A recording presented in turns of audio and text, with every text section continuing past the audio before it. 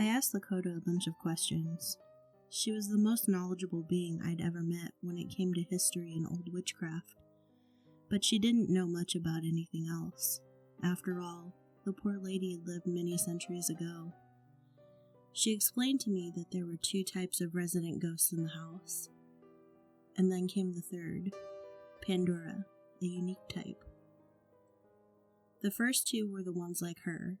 They were natural observers, tied to the land itself, so they could move around a little, pretty much the only nearby properties. They couldn't fight, but their very presence provided as much balance and protection as possible to the area. And that's why it didn't have an evil atmosphere, and why supernatural intruders appeared once a week or so, instead of swarming my place every single minute. This group was a vast minority. Except for Lakota, there were only 3 others, and they were shamans too. I asked if I could meet them too, but she explained that they very rarely interacted with anyone but themselves, not even the other ghosts. I could try, but she was the spokesperson of the group. The second group was there because of the drain. They died in resentment and hatred and became wandering lost souls. The house, that is the epicenter of the distortion caused by Lakota's tribe leader, provided the only variational frequency that was comfortable to them. Those ghosts, like Goofy Voice and Old Lady, were technically able to leave the house, but if they cross the limits of the property, they either have to be ready to go to the actual afterlife, or their spirits will be dissipated in energy and assimilated by the land. Unlike the shamans, most of these ghosts don't have a lot of mind clarity, and they don't recall much of when they were alive. They mostly remember the circumstances of their deaths, most of them tragic, as you might have inferred, and the reason why they seek vengeance. I asked if they were able to move on eventually. Over time, some ghosts have graduated from Sioux Manor, so to speak, Lakota said. Pandora interrupted her to explain that this is how most of them call the house. But most refuse to leave until they can have their vengeance, and most times it's not even physically possible anymore. They're all simply too lost and confused to realize they have a choice. Have you done something to help them? I asked. Lakota sighed. The other shamans and I are guardians to the land, not to its people. So we can only go as far as to talk to them, hoping to pass down some wisdom that leads them to enlightenment little by little. I nodded. Now, regarding our Pandora here, it's a special case, even among all the peculiar stuff I've seen in my long life here. She made a deal with one of the highest servants of Orcus while still alive, and the unique magnetic field of the house makes this contract pretty much indestructible. She willingly accepted the terms, driven by despair, of course, but a demon doesn't care about that. Trying to leave the limits of the farm, or sometimes even thinking about it, makes my skin burn, Pandora explained, like it was no big deal. It's unbearable. I wish I could just be dissipated, you guys. Non-existence would be bliss to me. I felt sad about the idea of her not existing, but of course it would be so much more merciful to her than living in this miserable half-life, feeding on raw chicken and attacking monsters.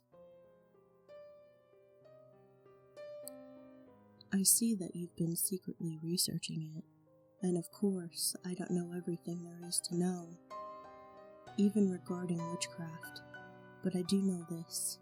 There are only 2 ways to free Pandora, and she already knows them. But one is worse than her current situation, and the other is nearly infeasible, Lakota explained. I blushed.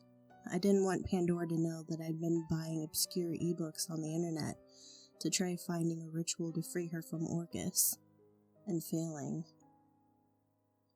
Can I hear them anyway? Lakota then nodded and disclosed them.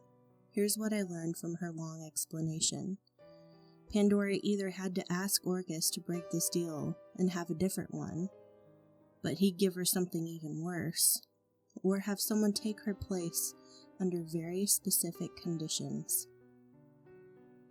A few nights after the Colonel's army raid, something very unpleasant started to happen. Stupid teenagers learned of my haunted property, and daring their friends to trespass became a common trend. Of course, one thing was harming invaders that came to hurt me or take my soul, but it would be too cruel and too troublesome if my personal demon slashed some dumb 16-year-olds that meant no harm. It was really fortunate that, while in town that day, I heard some kids talking about going to my property at night. That way I could prepare Pandora not to kill them. There's a fucking warning, Melinda. If they can't comply with some simple thing that is none of their business, they're better off dead. They're not bad, they're just dickheads, I replied. All these months living together really got me used to expressing myself like a thug. Can't you just scare them? I don't know. Just do the non-lethal things you'd do if I had overnight visitors. I agree we should teach them a lesson, but not too harsh. These little shits are thrilled to experience a haunted house, right? Oh, I'll haunt them all right. She smiled, then yelled, Burnface! Tonight's the night you shine! Burnface materialized before me, and I retched. I half knew what to expect, because when we watched a Batman movie, Pandora said, he looks like Burnface, but cuter. About Two-Face. Still, nothing could have prepared me for how horribly deformed his face was. And not only his face, every visible inch of his body was full of terrible burns and open scars, like he was made of pinkish lava after it hectically condensed. And he smelled horribly of charred skin and rotted flesh. Pardon me, I managed, covering my mouth and nose. Go, but don't run too wild, Pandora ordered, and from the smell I knew he had left. I know you're feeling super bad because you're a pathetic cutie pie, but he's used to these reactions. He even grew to like them, makes him feel powerful or whatever. Pathetic cutie pie was one of the loveliest things she had ever called me.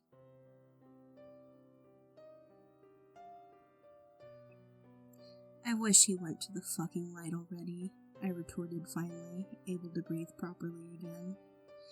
Oh, don't worry about him. Burnface is having the time of his life. But now that you know how ghosts work, you might want to have a word or two with some others. Burnface was a total rock star, making the trespassing teens pee themselves in fear. What I considered a fair manner to be taught a lesson, and to think before they willingly put themselves into a potentially dangerous situation again. But youth is a curse, and it's contagious.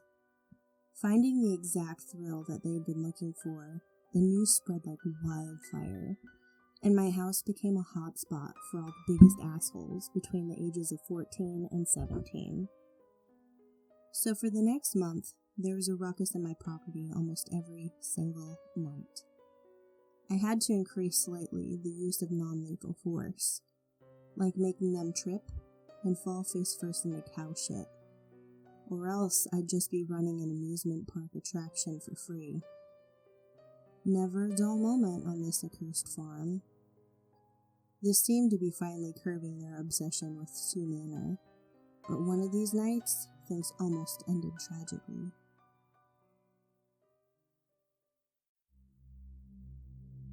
Chronicler here.